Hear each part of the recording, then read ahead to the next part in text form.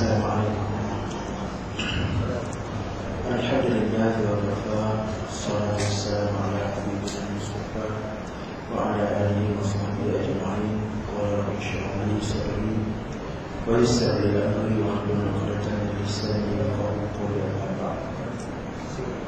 Kira-kira 2 tahun yang lepas, pada Ramadan 2014, TV 3 kita buat satu rancangan cukup menarik dalam Malaysia hari ini atau wanita hari ini. Dibuat satu segmen, iaitulah khabar dari penjara. Khabar dari penjara. Maka dalam segmen itu dibawa seorang pesalah banduan biasa menunggu hukuman gantung sampai mati. Namanya Sofia, umur itu adalah 19-20 tahun. Dia sudah pun dihukum oleh Mahkamah Tinggi dengan hukuman gantung sampai mati kerana kesalahan membunuh ahli keluarga. Jadi dalam program itu dipanggil juga Menteri Dalam Negeri pada ketika itu, dan ketika ini juga adalah Datuk Seri Dr. Zaid Hamidi beserta dengan pegawai agama dari Penjara Gajah, Ustaz Abdul Rashid Ahmad Almarhum.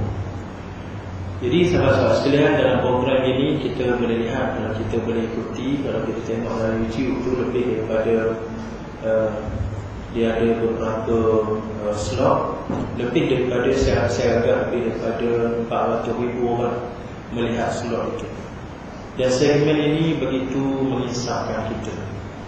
Bagaimana kita melihat susuk tubuh dan juga penampilan seorang manusia yang sudah mengetahui masa mati. Tinggal lagi beberapa proses sedang ditunggu, sama ada rayuan yang akan didengar atau tidak. Proses lepasnya akan dibawa kepada mahkamah rayuan, dan kemudiannya kalau masih lagi disabitkan kesalahan dan hukuman yang sama, akan dibawa pula rayuan kepada mahkamah persekutuan, mahkamah yang paling tinggi. Dan itu pun kalau masih lagi disabitkan kesalahan dan juga hukuman yang sama, masih ada satu lagi dekat, iaitu lembaga pengampunan, menerusi pengampunan kuasa diraja. Walaupun prosesnya panjang, tetapi sahabat sekalian, kita boleh bayangkan apa yang berlaku kepada manusia yang bernama Sofia ini. Bagi inilah sebahagian daripada kehidupan manusia. Ada di antaranya yang mengalami detik-detik sukar, masa-masa yang begitu perit, seumpama yang kita sebutkan ini, terlibat dengan jenayah akibat daripada kesilapan, terpengaruh, tidak sengaja dan sebagainya, yang mendorong kepada hukuman yang begitu dahsyat sehingga sampai mengakibatkan nyawa. Sahabat yang dikasihi sekalian, dalam Islam ini kita diajar supaya ingat kepada mati, kerana kekuatan orang Islam khususnya pada zaman salafus soleh duduk kepada ingatan mereka yang dekat kepada mati. Maka sahabat-sahabat sekalian, apabila kumpulan ini sentiasa ingat kepada mati, menyebabkan penampilan dan gerak kerja mereka dibuat secara maksimal. Kenapa? Sebab mereka bayangkan bahawa di hadapan mereka adalah kematian.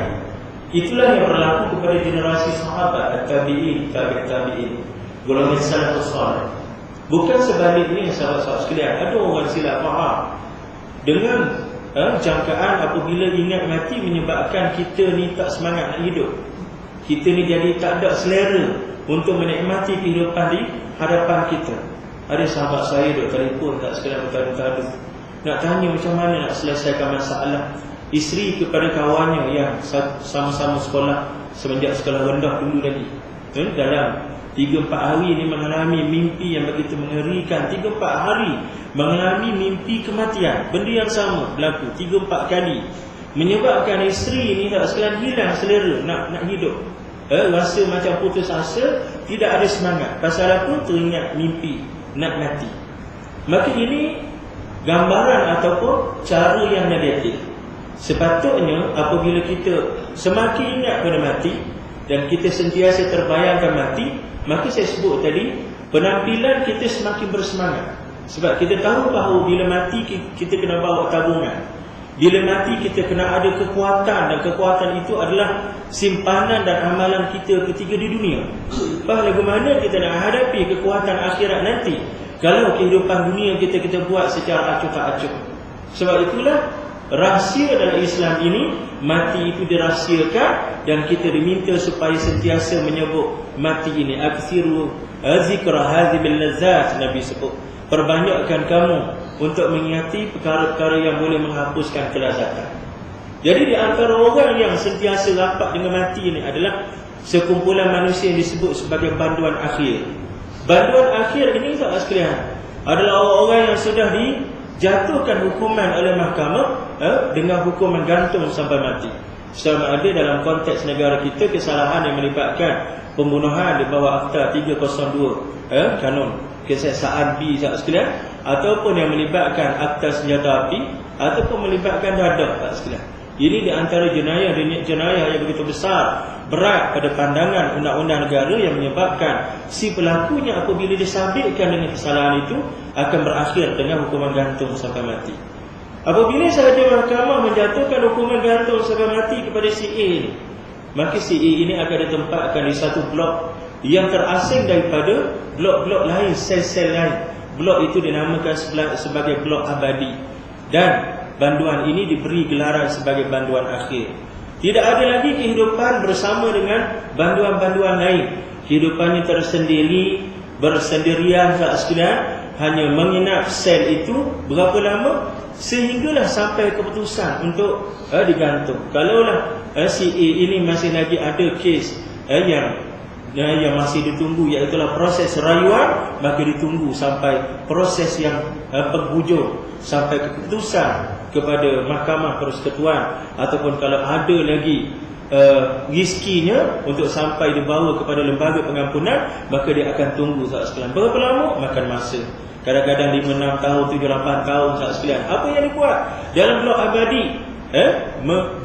Beribadah kepada Allah. Kerana ketika itu banduan ini yang sudah melihat di hadapan mata mereka tali gantung, tidak ada harapan lain ataupun keseronokan lain pada mereka melainkan mereka kembali kepada Allah.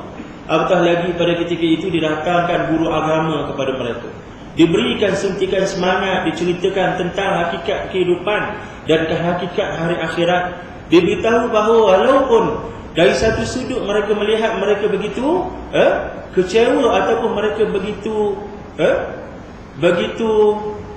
kita kata tidak beruntung, tetapi pada aspek lain mereka lebih baik daripada orang-orang yang tidak mengetahui hayat dan juga masa harapan mereka. Seumpama kita tak sekalian, walaupun kita kata kita tidak bergelar banduan, kita tidak duduk dalam sel akhir, tetapi kita sendiri tidak dapat jangkakan bagaimana masa depan kita, ajal kita. Tetapi mereka, walaupun mereka duduk dalam keadaan begitu, aspek positif yang ada pada mereka, mereka membilang hari kematian mereka tak sekalian. Maka sebab itulah ada di antara banduan yang hidup menunggu saat gantung sampai mati selama 5 tahun sampai 20 kali, 30 kali khatam Al-Quran tak sekalian. Sebab itu saja kekuatan mereka pada ketika itu. Duduk dalam sel dalam keadaan kesendirian, sejuk, sepi, gelap tak sekalian, berbekalkan sejadah, berbekalkan tasbih, berbekalkan kitab-kitab tertentu yang diberi bekal untuk menguatkan psikologi dan juga kerohanian mereka tak sekalian. Inilah keadaan banduan akhir yang mereka sudah nampak masa depan mereka di tali gantung.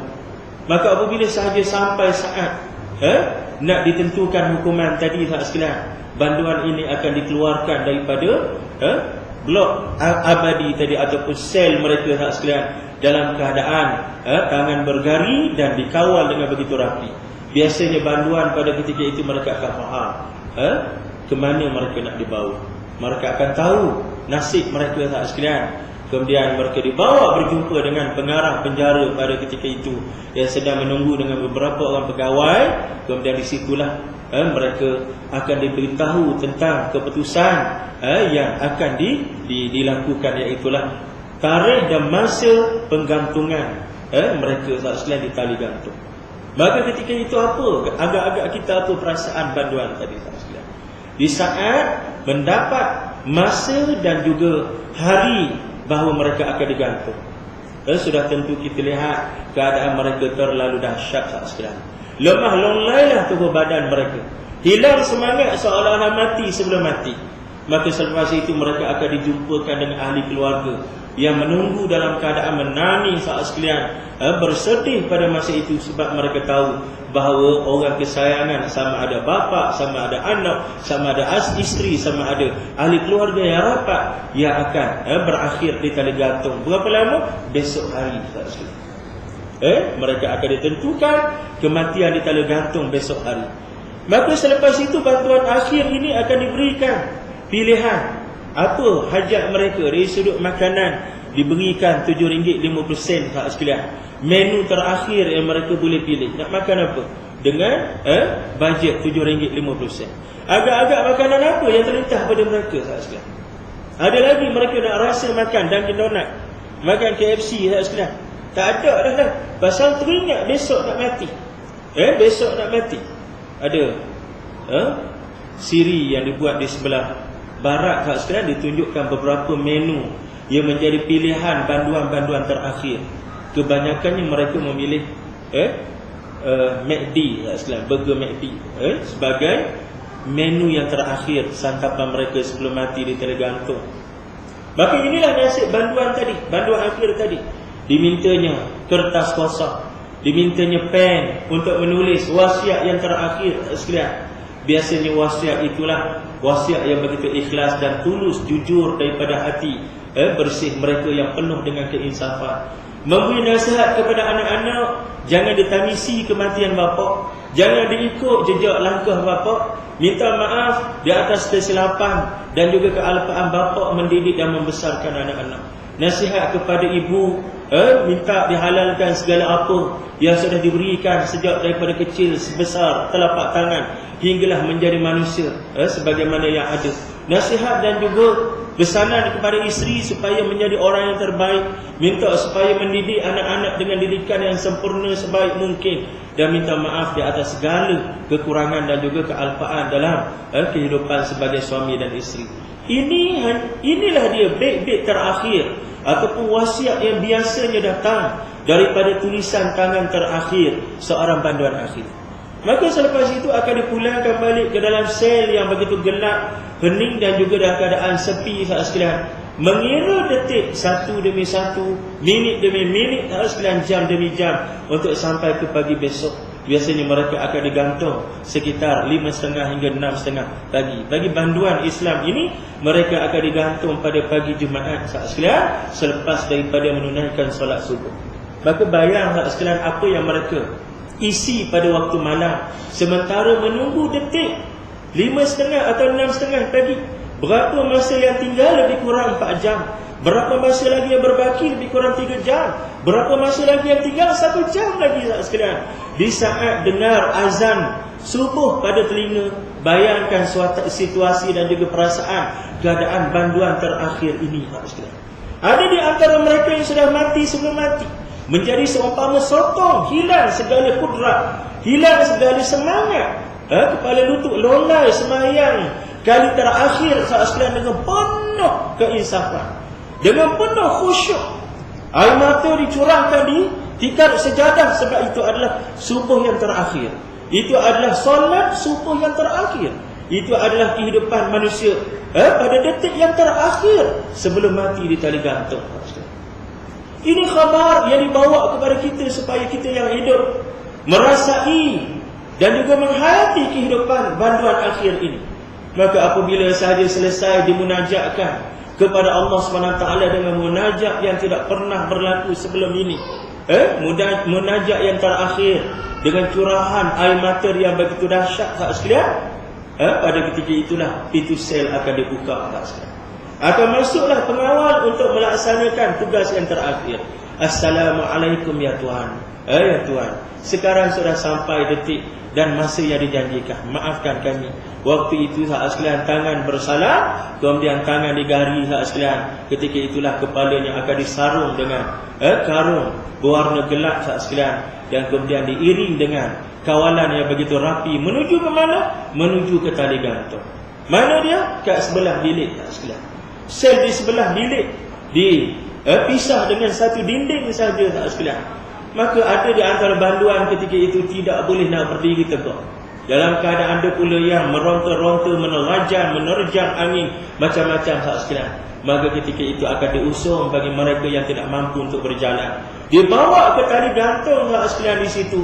Sudah menunggu pengarah penjara. Sudah berada pegawai-pegawai. Sudah ada doktor dan beberapa orang saksi yang terpilih pada ketika itu tak sekalian. Maka ketika itulah didirikan di atas pintu renggang, di atas pintu yang boleh dibuka katuk tak sekalian. Pada ketika itulah datang dua algojo, datang dengan mengikat kakinya dan disarungkan, seorang lagi menyarung tali gantung pada leher tak sekalian. Saat-saat yang begitu mencemaskan. Maka selesai tugas mengikat kaki, si algojo itu akan pergi kepada pemicu, pemicu tombol yang digunakan untuk menarik pintu renggang yang akan terbuka tak sekalian, menjatuhkan banduan akhir tadi. Kepalanya akan disarung dengan tali cuk, satu bentuk senjata yang direka khusus untuk membunuh. Tali cuk ini tak sekalian biasanya diimport, ada masanya datang daripada Bangladesh, daripada India dan sebagainya tak sekalian, dengan kos 4 hingga 5 ribu ringgit dibuat khusus tak sekalian. Sebelum digunakan sebagai senjata pembunuh, diuji dulu sebagai rupa, digantung dengan objek yang berat sekitar 90 kilogram selama 3 hari tak sekalian, untuk menguji kekuatan tali tadi. Luarannya lembut supaya tidak mencederakan leher, tetapi di dalamnya berisi besi pembunuh tak sekalian. Besi yang berfungsi untuk mematahkan tengkuk manusia yang dijerut leher. Maka apabila sahaja disarung pada leher, maka pengarah memberi perintah supaya ditarik picu. Apabila saja ditarik picu, maka terbukalah pintu renggang, maka jatuhlah banduan ke bawah tak sekalian, dalam keadaan tubuhnya tergantung-gantung pada tali gantung. Itulah nasib banduan di tali gantung. Ada masa tali gantung yang digunakan terlalu panjang, menyebabkan banduan yang jatuh tadi meluru dengan laju tak sekalian, menyebabkan ada di antaranya terputus kepala. Ada pula yang terlalu pendek, menyebabkan saat tergantung itu mengambil masa yang begitu lama untuk mati. Sampai ada 30 minit, sampai ada 45 minit, malah ada yang 1 jam mati sampai terjelir lidah ke bawah tak sekalian. Ini saat yang begitu menyeksakan bagi banduan. Sebab itulah pihak berkuasa terlalu penting untuk mereka menguji kekuatan dan juga ukuran pada tali gantung dengan berdasarkan kepada berat badan si banduan masing-masing.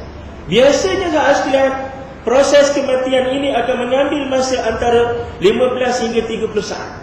15 hingga 30 saat. Kita orang lihat daripada jauh ni, melihat seolah-olah di saat pintu terbuka, jasad jatuh ke bawah, maka kita kata mati secara serta-merta.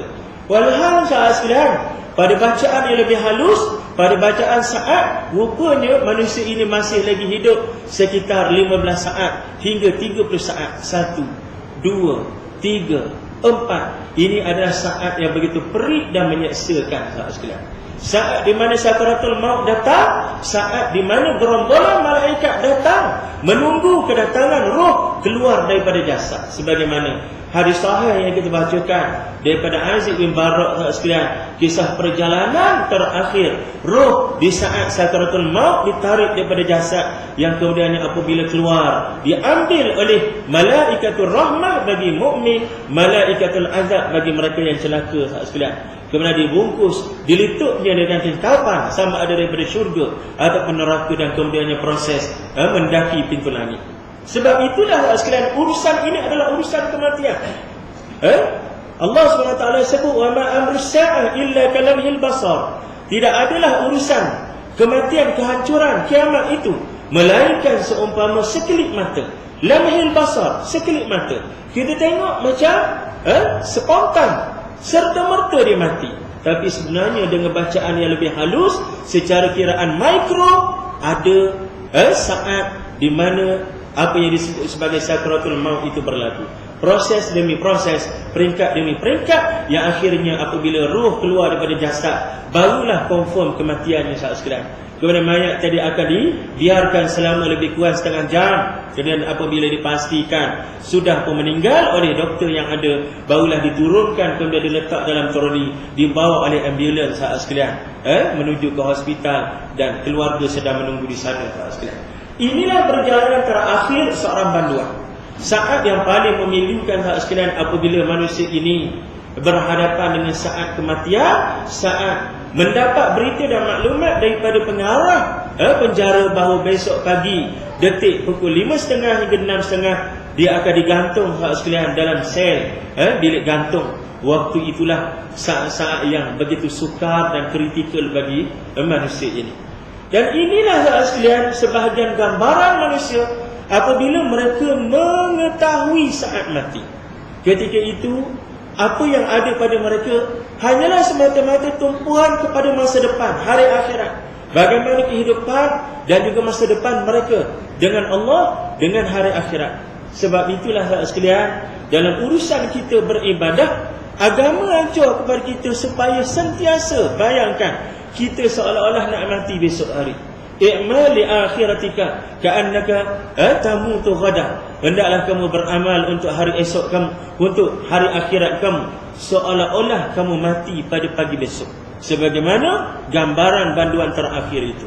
Sebab itu sahabat sekalian, kita mengambil situasi Ramadan ini di saat hati kita jelira dengan ibadah, jiwa kita tertarik dengan tempat-tempat baik dan amalan-amalan ibadah ini, untuk kita menggunakan sepenuhnya usaha dan juga kekuatan kita untuk memaksimalkan tabungan kita untuk hari akhirat. Walaupun kita tahu bahawa tidak semestinya beramal akan melepaskan kita di depan Allah, tetapi keredaan Allah itu bergantung dengan amalan juga. Walaupun amalan tidak semestinya mendapat keredaan Allah, kelepasan daripada neraka, tetapi syarat nak lepas daripada neraka mesti kita beramal kepada Allah SWT.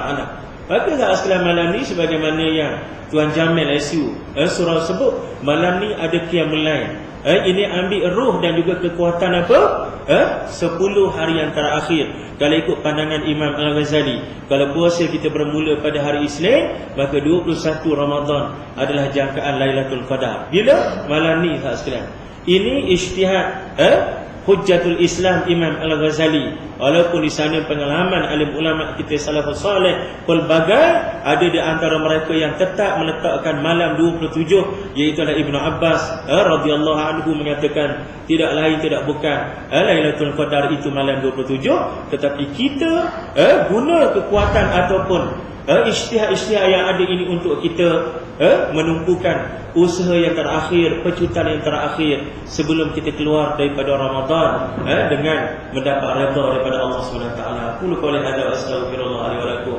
Mudah-mudahan kita mendapat kekuatan daripada Ramadan ini, mendapat keredaan Allah SWT dan beroleh takwa daripada ibadah yang kita lakukan.